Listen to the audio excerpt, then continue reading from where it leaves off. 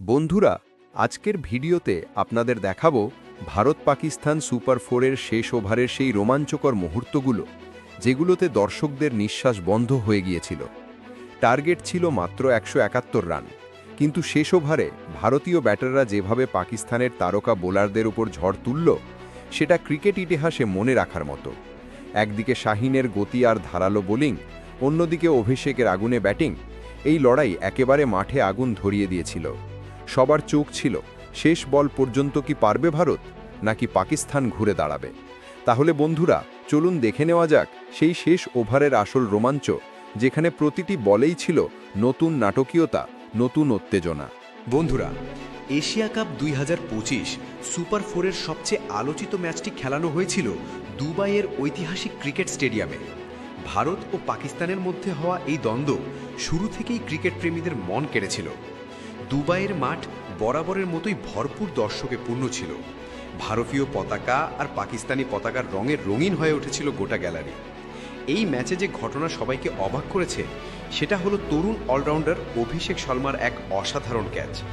এই ক্যাচ এমন ছিল যে মাঠে থাকা খেলোয়াড় থেকে শুরু করে গ্যালারির দর্শক, এমনকি টেলিভিশনের পর্দায় চোখ রাখাও সবাই হতবাক হয়ে গিয়েছিল। ম্যাচের শুরুতেই ভারতীয় অধিনায়ক টস জিতে প্রথমে বোলিং করার সিদ্ধান্ত নেন। পাকিস্তানের শক্তিশালী ব্যাটিং লাইনআপকে মাথায় রেখে এই সিদ্ধান্ত ছিল ঝুঁকিপূর্ণ, কিন্তু ভারতের লক্ষ্য ছিল শুরুতেই পাকিস্তানকে চাপে ফেলা। পাকিস্তানের ওপেনার ফখর জামান আর ফারহান দারুণ ব্যাটিং শুরু করেন। দুজনেই আত্মবিশ্বাস নিয়ে খেলতে শুরু করেন। ছোট বাউন্ডারিতে দুবাইয়ের মাঠে শুরুটা একেবারেই পাকিস্তানের দিকেই চলে যাচ্ছিল। প্রথম দিকে ভারতীয় বোলাররা কিছুটা সমস্যায় পড়েন। ফখর জামান শুরু থেকেই আক্রমণাত্মক ভঙ্গিতে খেলছিলেন। তিনি কয়েকটি দুর্দান্ত কাভার ড্রাইভ আর পুল শটে দর্শকদের মাতিয়ে দেন। ফারহানও তাকে ভালোভাবে সাপোর্ট দিচ্ছিলেন। দুজনের জুটিতে পাকিস্তানের স্কোর দ্রুত এগোতে থাকে। প্রথম 6 ওভারের পাওয়ার প্লে শেষ হওয়ার সময় পাকিস্তান ছিল উইকেট না হারিয়ে 50 রানের উপরে। ভারতীয় দল তখন চাপে। টিম ইন্ডিয়ার বোলাররা বিভিন্ন পরিকল্পনা করে, কিন্তু উইকেট পাওয়া যাচ্ছিল না। অবশেষে 8 ওভারে ভারত একটি উইকেট তুলতে সক্ষম হয়। সেই উইকেট পড়লেও পাকিস্তানের ব্যাটিং থামে না। নতুন ব্যাটসম্যান ক্রিজে এসে শুরুতেই বাউন্ডারি মেরে ম্যাচের গতি ধরে রাখেন। পাকিস্তানের ইনিংস তখনও মজবুত অবস্থায় ছিল। প্রায় 90 রানের সময় তারা মাত্র একটি উইকেট হারিয়েছিল। এরপর ক্রিজে নামেন আইয়ুব। তিনি শুরু থেকেই আক্রমণাত্মক খেলতে থাকেন। ভারতীয় বোলাররা তাকে আটকে রাখতে পারছিল না। আইয়ুব একের পর এক শট খেলছিলেন। দর্শকরাও ভেবেছিল আজ হয়তো পাকিস্তানের স্কোর অনেক বড় হবে। ভারতীয় ফিল্ডারদের উপর চাপ বাড়ছিল। ম্যাচ এগোচ্ছিল আর সবাই পাকিস্তানের বড় রান আশা করছিল।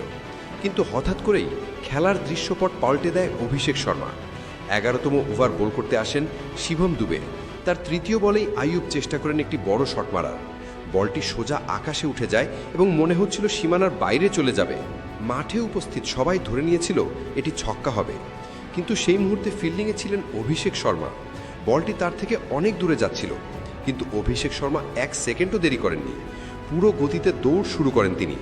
দর্শকরা তাকিয়েছিল এই বলে কি হবে। দৌড়াতে দৌড়াতে সঠিক জায়গায় পৌঁছে অভিষেক ঝাঁপিয়ে পড়েন বাতাসে। তার 2 হাত প্রসারিত হয়। মুহূর্তের মধ্যে তিনি এমন এক দুর্দান্ত ক্যাচ ধরে ফেলেন যা কেউ বিশ্বাসই করতে পারছিল না। আইয়ুবকে প্যাভিলিয়নে ফিরে যেতে হয়। এই আউটের পর পাকিস্তানের ইনিংসে বড় ধাক্কা লাগে। ক্যাচটি দেখে পাকিস্তানের অধিনায়ক সলমান আলীও হতবাক হয়ে গিয়েছিলেন। ক্যামেরায় ধরা পড়ে তার অবাক চাহনি, যেন তিনি বিশ্বাসই করতে পারছিলেন না যে এত দূরের বল কিভাবে ক্যাচে পরিণত হলো। অভিষেক শর্মার এই ক্যাচ ছিল পুরো ম্যাচের টার্নিং পয়েন্ট। এরপর ভারতীয় বোলাররা আরও আক্রমণাত্মক হয়ে ওঠেন। একের পর এক উইকেট পড়তে থাকে। পাকিস্তানের ব্যাটসম্যানরা আর আগের মতো আত্মবিশ্বাস নিয়ে খেলতে পারেননি। শেষ পর্যন্ত তারা বড় রান তুলতে পারেনি। শেষ পর্যন্ত পাকিস্তান সংগ্রহ করতে পেরেছে 5 উইকেট হারিয়ে 171 রান। তবুও এই স্কোর কি চ্যালেঞ্জিং বলা যায়? ভারত পাকিস্তান ম্যাচ মানেই হাই ভোল্টেজ। সেখানে একটা চ্যালেঞ্জিং স্কোর না হলেও দর্শকরাও খেলা দেখে মজা পায় না। বন্ধুরা, এই রান তাড়া করতে নেমে শুরুটা বেশ ভালো করেছিল ভারতীয় দল। একটিও উইকেট না হারিয়ে ভারতীয় দলের 2 ওপেনার অভিষেক শর্মা ও শুভমান গিল 43 রান সংগ্রহ করে, যেটা এমন স্কোরের জন্য অসাধারণ বলাই যেতে পারে। আজকে পাকিস্তানের কোনো বল কাজ করছিল না ভারতীয় দলের এই 2 ওপেনারের সামনে। তারা ধরি খেলার চেষ্টা করছিল। 9 ওভারে 102 রান করে ফেলে এই জুটি।